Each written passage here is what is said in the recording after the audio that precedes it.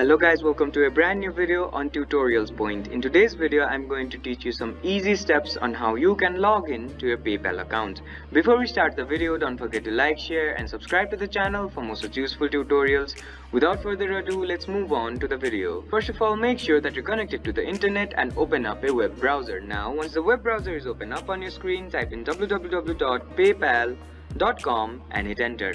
After the home page of PayPal opens up on your screen, on the top right corner of your screen you'll see this login button. Go ahead and click on it. Once you click on the login button, you'll be guided to another page. Now you can either log in through your email or your mobile number. Fill in your email or mobile number here, your password here, and then click on this login button.